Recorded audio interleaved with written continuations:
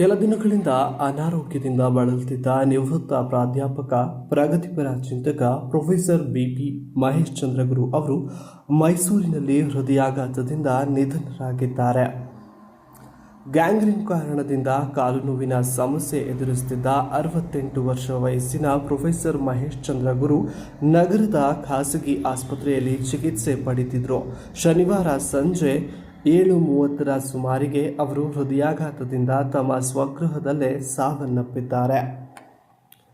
Professor Mahesh Chandraguru ಅವರ ಜೀವನವು ಮೂಲತಃ ಶ್ರದ್ಧೆ ಮತ್ತು ಕಾರ್ಯನಿಷ್ಠೆಯ ಪಾಠವನ್ನು ಹೇಳುತ್ತದೆ ಎಂದರೆ ತಪ್ಪಾಗುವುದಿಲ್ಲ.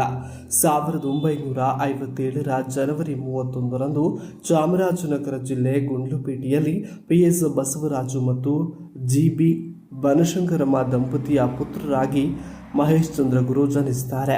ಬಾಲ್ಯದ ದಿನಗಳಿಂದಲೇ ಕ್ರಾಂತಿಕಾರಿ ಮನೋಭಾವ ಮತ್ತು ಶ್ರದ್ಧೆಯ ಸಂಕೇತವನ್ನು ಮೈಗೂಡಿಸಿಕೊಂಡಿದ್ರು. ತಮ್ಮ ವೃತ್ತಿ ಜೀವನದಲ್ಲೂ ಅದನ್ನು ಪ್ರತಿಬಿಂಬಿತ ಮಾಡಿಕೊಂಡಿದ್ರು.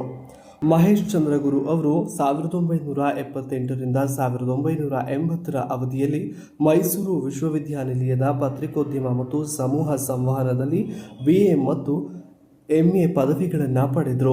ಈ ಕಾಲಘಟ್ಟದಲ್ಲಿ ಅವರು ತಮ್ಮ ಚಿಂತನಾಶೀಲತೆ ಮತ್ತು ಸಮರ್ಥತೆಯ ಮೂಲಕ ತಮ್ಮ ವೈಶಿಷ್ಟ್ಯದಲ್ಲಿ ತೊಡಗಿಸಿಕೊಂಡಿದ್ದರು.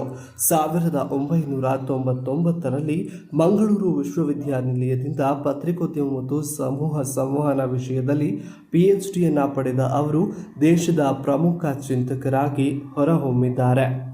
80ರ ದಶಕದಲ್ಲಿ ಹೈದರಾಬಾದ್ನಲ್ಲಿ ಸಾರ್ವಜನಿಕ ಸಂಪರ್ಕಾಧಿಕಾರಿಯಾಗಿ ತಮ್ಮ ವೃತ್ತಿ ಜೀವನವನ್ನು ಆರಂಭಿಸಿದ ಅವರು ಗ್ರಾಮೀಣಾಭಿವೃದ್ಧಿ ರಾಷ್ಟ್ರೀಯ ಸಂಸ್ಥೆಯಲ್ಲಿ ಸಂಶೋಧನಾ ಸಹಾಯಕರಾಗಿಯೂ ಸೇವೆ ಸಲ್ಲಿಸಿದರು.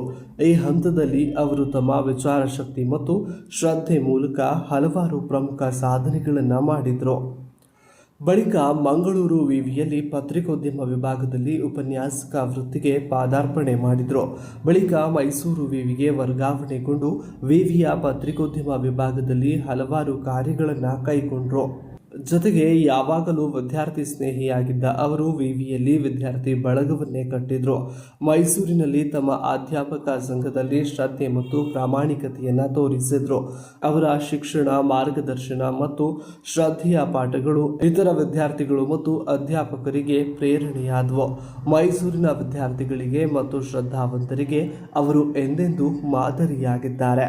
ಅವರು 2019ರಲ್ಲಿ ಸೇವೆಯಿಂದ ನಿವೃತ್ತಿ ಹೊಂದಿದರು.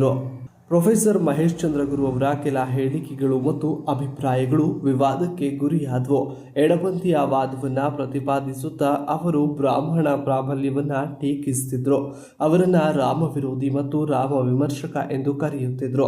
ಈ ವಿವಾದಗಳು ಅವರ ವ್ಯಕ್ತಿತ್ವ ಮತ್ತು ಚಿಂತನೆಗಳ ಚರ್ಚೆಗೆ ಕಾರಣ ಕೂಡ ಆಗಿದ್ವು. ನಾಡಹಬ್ಬ ದಸರಾ ವೇಳೆ ಮಹೇಶ ದಸರಾ ಆಚರಣೆಗೊಳ್ಳುವಲ್ಲಿ ಇವರ ಪಾತ್ರ ಕೂಡ ಪ್ರಮುಖವಾಗಿದೆ. ಮಹೇಶ್ ಚಂದ್ರಗುರು ಅವರು ಸುಮಾರು 32 ಗ್ರಂಥಗಳನ್ನು ಕನ್ನಡ ಮತ್ತು ಆಂಗ್ಲ ಭಾಷೆಗಳಲ್ಲಿ ರಚಿಸಿ ಸಮೂಹ ಸಂವಹನ ಮತ್ತು ಪತ್ರಿಕೋದ್ಯಮ, ಮಹಿಳಾ ಸಾಹಿತ್ಯ, ಬೌದ್ಧ ಸಾಹಿತ್ಯ, ಅಂಬೇಡ್ಕರ್ ಸಾಹಿತ್ಯ ಮೊದಲಾದ ಕ್ಷೇತ್ರಗಳಿಗೆ ಮೌಲಿಕ ಕೊಡುಗೆಗಳನ್ನು ನೀಡಿದ್ದಾರೆ. ಅವರು ಅಂತಾರಾಷ್ಟ್ರೀಯ ವಿಚಾರ ಸಂಕಿರಣಗಳಲ್ಲಿ 120ಕ್ಕೂ ಹೆಚ್ಚು ಪ್ರಬಂಧಗಳನ್ನು ಮಂಡಿಸಿದ್ದಾರೆ. 200ಕ್ಕೂ ಹೆಚ್ಚು ಲೇಖನಗಳನ್ನು ರಾಷ್ಟ್ರೀಯ ಮತ್ತು ಅಂತಾರಾಷ್ಟ್ರೀಯ ಪ್ರತಿಷ್ಠಿತ ನಿಯತಕಾಲಿಕೆಗಳಲ್ಲಿ ಪ್ರಕಟಿಸಿದ್ದಾರೆ. ಮಹೇಶ್ ಚಂದ್ರಗುರು ಅವರ ಮಾರ್ಗದರ್ಶನದಲ್ಲಿ ಸುಮಾರು 32 ಸಂಶೋಧನಾ ವಿದ್ಯಾರ್ಥಿಗಳು ಪತ್ರಿಕೋದ್ಯಮ ಮತ್ತು ಸಮೂಹ ಸಂವಹನ ವಿಷಯದಲ್ಲಿ PhD ಪದವಿ ಗಳಿಸಿದ್ದಾರೆ. ಮಹೇಶ್ ಚಂದ್ರಗುರು ಅವರು ತಮ್ಮ ಅನುಭವವನ್ನು ಮುಂದಿನ ಪೀಳಿಗೆಗೆ ಹಂಚಿಕೊಂಡು ವಿವಿಧ ಸಂಘ ಸಂಸ್ಥೆಗಳಲ್ಲಿ ಸಂಪನ್ಮೂಲ ವ್ಯಕ್ತಿಗಳಾಗಿ ಸೇವೆ ಸಲ್ಲಿಸಿದರು.